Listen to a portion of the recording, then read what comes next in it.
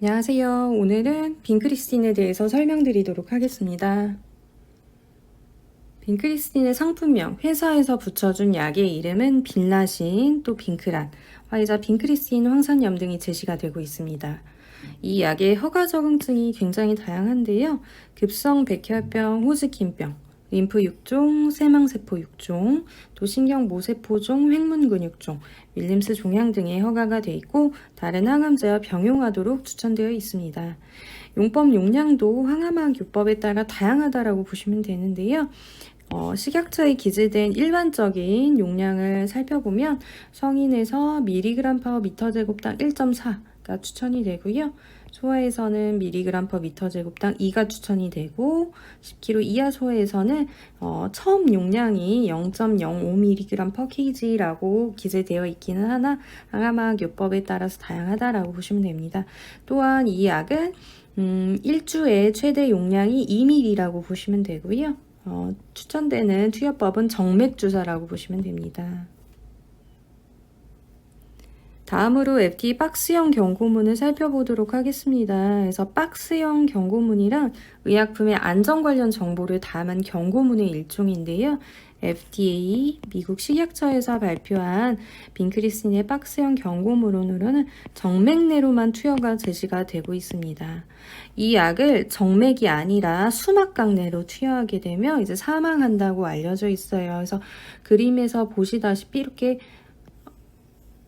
척수강 내로 투여하게 되면 이제 사망이 보고가 돼 있기 때문에 이 약은 무조건 정맥 내로만 맞도록 추천이 되고 있고요.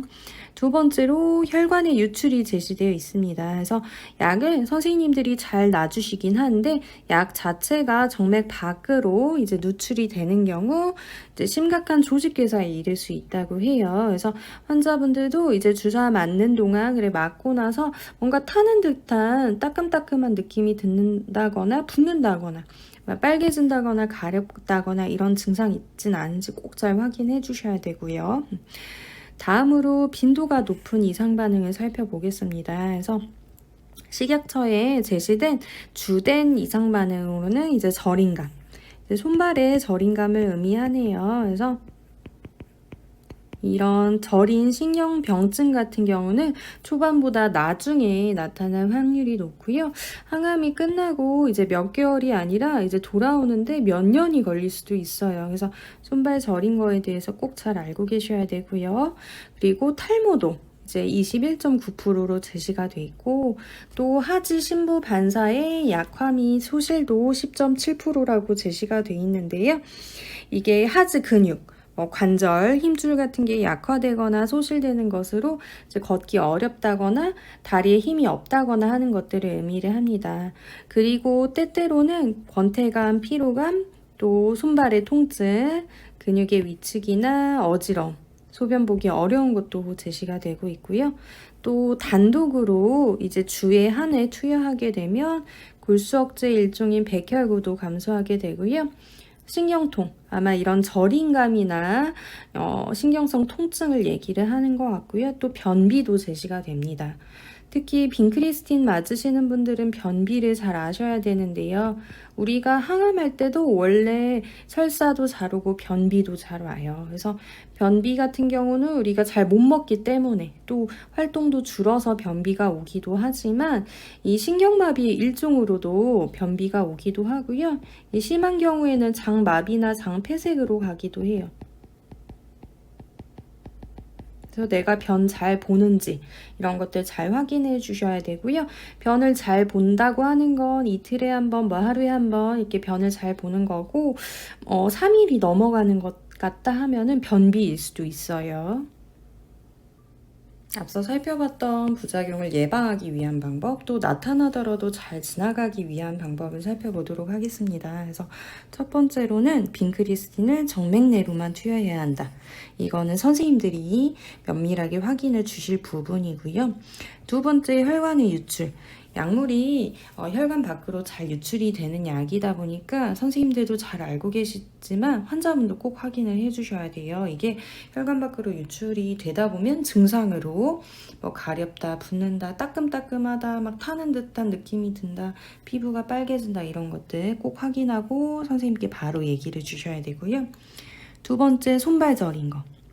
그래서 이 국가암정보센터에 따르면은 손발을 많이 쓰라고 하는 식의 멘트가 나와 있어요. 그래서 손을 비비기, 주먹을 쥐었다 폈다 하는 동작하기. 그래서 손발을 조금 자주 쓰는 게 도움이 될 것 같고요. 특히 우리가 환자분들 제가 면담을 하다 보면 손보다 발이 심하다는 분들이 있어요. 우리가 손은 뭐 핸드폰도 하고 책도 보고 요리도 하고 조금 잘 쓰는데 발을 좀 잘 안 쓰는 것 같아요. 그래서 가벼운 산책하고 하는 것도 도움이 될 것 같아요. 또 증상 있을 때는 미리 염려치 마시고 선생님께 꼭 얘기를 해주세요. 이게 완화약으로 리리카라던가 뉴론틴이라고 하는 약이 있어요. 치료약은 아니지만 증상 완화해주는 약들도 있으니까 선생님들께 꼭 상의해 주시고, 세 번째, 탈모. 이게 머리가 빠지는 거는 사실 항암에 의한 탈모는 예방법이 특별하게 없어요. 예방약도 없고요. 그래서 탈모 자체를 받아들이는 게 참 중요한 것 같아요. 탈모는 항암 시작 한 1, 2주 차에 시작을 해서 늦어도 수개월 이내에 시작이 돼요. 항암이 끝나고 한 1에서 6개월 지나서 회복이 되고요. 다시 나는 머리카락은 이전과는 색감과 질감이 조금 차이가 있어요. 내가 조금 굵은 머리였는데 가는 머리가 되기도 하고요. 곱슬이었는데 직모가 되기도 하고 그 반대가 되기도 해요. 내가 검은 머리만 나던 사람이었는데 흰 머리 나기도 하고 밝은 색이 되기도 해요. 그 반대가 되기도 하고. 그래도 어쨌든 머리카락은 항암이 다 끝나면 대부분 잘 돌아와요. 그리고 네 번째, 변비. 변을 잘 본다고 하는 건 하루에 한 번 혹은 이틀에 한 번 편하게 변을 보는 것들. 그래서 3일이 넘어간다거나 혹은 변 보기가 좀 어렵다 하는 것들은 변비에 해당이 돼요. 그래서 국가암정보센터에 따르면 일단은 식사를 규칙적으로 하자. 내가 입맛이 없다고 해서 밥을 막 덜 먹고 건너뛰고 이러시지 마시고 식사 습관 조금 규칙적으로 해주시고요.